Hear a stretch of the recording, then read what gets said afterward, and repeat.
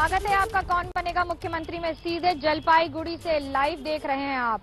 आज केंद्रीय मंत्री स्मृति ईरानी ने बर्दवान में रैली की और वहां पर ये कह दिया कि बंगाल में बीजेपी की सुनामी है।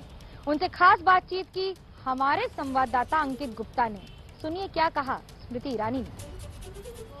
इस वक्त मेरे साथ मौजूद हैं केंद्रीय मंत्री स्मृति ईरानी। स्मृति जी, 5वें चरण का चुनाव प्रचार आज शाम खत्म हो रहा है। बीजेपी खुद को कहां देख रही है? आज भारतीय जनता पार्टी का एक एक कार्यकर्ता एक एक बूथ पर बीजेपी की जीत को सुनिश्चित कर रहा है।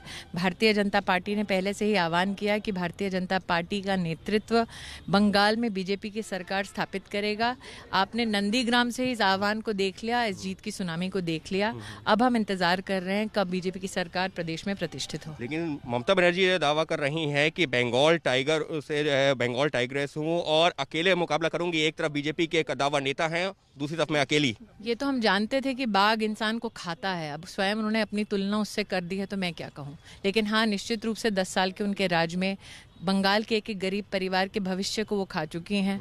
निश्चित रूप से 10 साल के उनके राज में बंगाल में एक एक गरीब परिवार के साथ अन्याय हुआ है। चाहे वो महिला का शोषण हुआ हो, चाहे वो गरीब को लूटने का काम किया हो, ये सब टीएमसी के राज्य में ही तो हुआ है। लेकिन इसके अलावा उनका जो ममता बनर्जी जनता के सामने जा रही करेंगे, बीजेपी तोड़ने की बांटने की राजनीति कर रही है, जबकि मैं सबको साथ में लेकर के बीजेपी हिंदू मुसलमान करती है। उसके अलावा मधुआ वोट को लेकर की राजनीति ममता जी करती हैं तो अब दुनिया जानती है। अगर वो वाकई में सेक्युलर होते तो उनको जय श्री राम के नारे से या फिर उद्बोधन से इतनी चिंता क्यों होती, इतनी घृणा क्यों होती। लेकिन ममता बनर्जी का ये भी कहना है कि बीजेपी के नेता खुद वो प्रधानमंत्री और गृहमंत्री का नाम लेकर के कह रही हैं कि लोगों को गुमराह कर रहे हैं। भारतीय जनता पार्टी के नेतृत्व में भारतीय जनता पार्टी के कार्यकर्ताओं ने विशेषतः देश भर में पिछले 6 सालों में देखा कि किस प्रकार से 40 करोड़ हिंदुस्तानियों का पहली बार जीवन में बैंक का खाता खुला।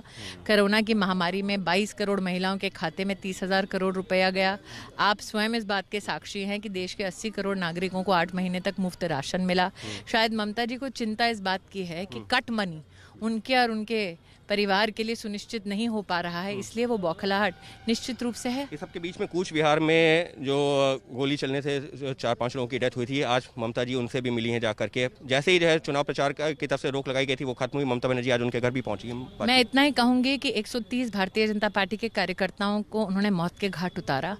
आज बंगाल में इस प्रकार का हाल है लॉ एंड ऑर्डर का कि बिहार के एक पुलिस अफसर को लिंच किया जाता है और जिम्मेदारी ममता बनर्जी की है। तो आज वो बताएं कि उनके राज में ना पुलिस अफसर जो कानून का कहीं ना कहीं सम्मान करता है वो और साधारण नागरिक आज सुरक्षित नहीं है। 2 सवाल और। इस सबके बीच में जो है मुकाबला बीजेपी और टीएमसी के बीच में सीधा देखा जा रहा है। लेकिन अब कांग्रेस के नेता राहुल गांधी भी चुनाव प्रचार के लिए 4 चरणों के बाद में आज जबकि 5वां चरण का चुनाव प्रचार खत्म हो रहा है, पहुंच गए हैं।